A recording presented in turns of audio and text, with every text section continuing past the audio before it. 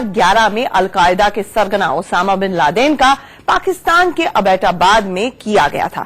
इस बार white house में Trump ने बगदादी के खात्मे का ऑपरेशन लाइव देखा। तो चलिए आपको दिखाते हैं बगदादी के खात्मे का operation jackpot.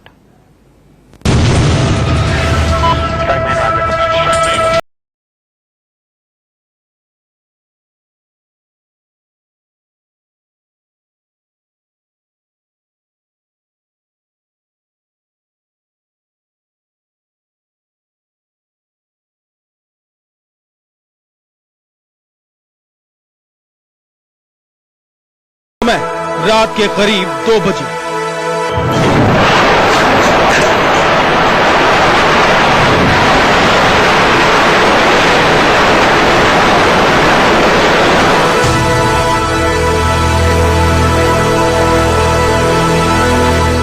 Mission operation jackpot.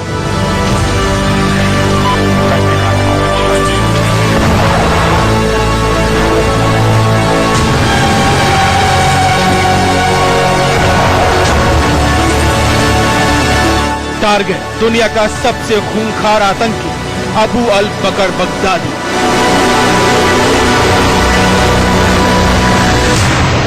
छब्बीस अक्टूबर की देर रात सीरिया के इदलिब शहर के बारिशा कस्बे में अचानक तेज धमाका सुनाई पड़ा। लोग कुछ समझ पाते उससे पहले ही अमेरिकी हेलीकॉप्टर से 70 डेल्टा कमांडोज जमीन पर उतर गए और एक गुफा को घेर लिया।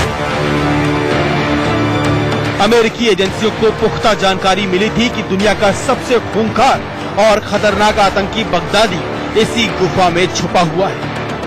अमेरिकी कमांडोज गुफा के चारों ओर फैल गए और महज कुछ मिनटों के अंदर दुनिया के सबसे खूंखार आतंकी बगदादी का सफाया हो चुका था।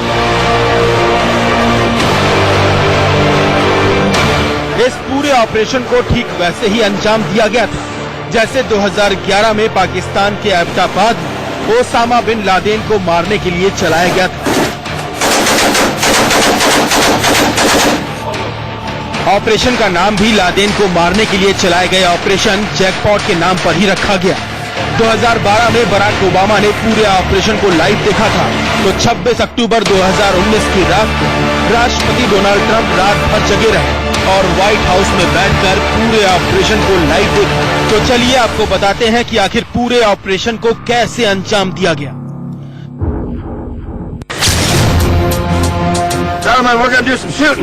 दुनिया के सबसे खूंखार आदमी को मारे जाने की ये कार्रवाई पूरी तरह से फिल्मी अंदाज में की गई।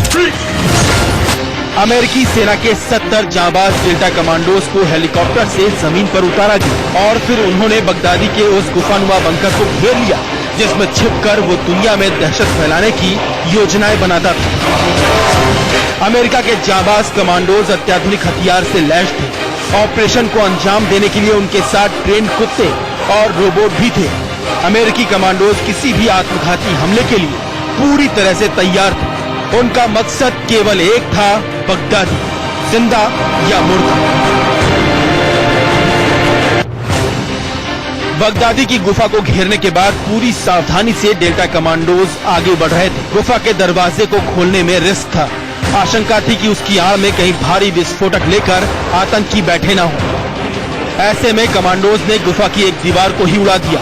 अंदर बगदादी की 2 पत्नियां भी थी जिन्होंने कमर में विस्फोटक बेल्ट भी बांध रखी थी, लेकिन खुद को उड़ाया नहीं। उसके बाद अमेरिकी कमांडोज और आतंकियों के बीच जबरदस्त फायरिंग शुरू हुई।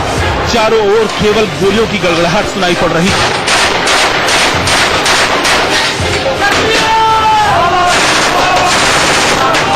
बगदादी की दोनों पत्नियां इस फायरिंग में मारी गई। एक एक करके बगदादी के सारे लड़ाकों को अमेरिकी कमांडोज ने ढेर कर दिया।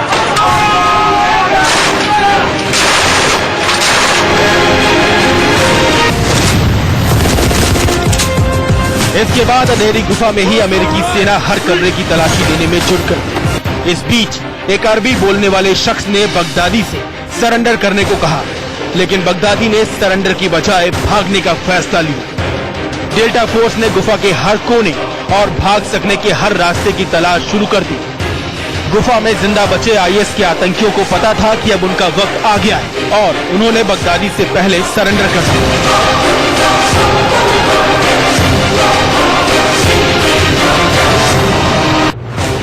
जिसके बाद गुफा का दरवाजा खुल गया। बस फिर क्या था, अमेरिकी कमांडोज और उनके साथ मौजूद कुत्तों ने बगदादी का पीछा करना शुरू किया। बगदादी के साथ 3 बच्चे भी थे। कमांडोज को पता था कि ये मुश्किल टारगेट है, इसलिए वो खुद धीरे धीरे आगे बढ़े और ट्रेंड कुत्तों को पहले भेजा।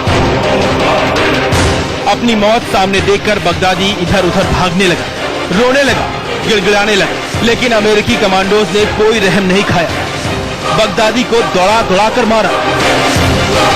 खबरों के मुताबिक अपनी जान कहीं से बचती न देख बगदादी ने खुद को विस्फोटक दल से उड़ा लिया। इस धमाके में उसके 3 बच्चे भी मारे गए। बगदादी की इसी मौत पर ही अमेरिकी राष्ट्रपति डोनाल्ड ट्रंप ने कहा कि वो कुत्ते की मौत मारा गया। Today's events are another reminder that we will continue to pursue the remaining ISIS terrorists to their brutal end. He was a sick and depraved man, and now he's gone. Baghdadi was vicious and violent, and he died in a vicious and violent way as a coward, running and crying.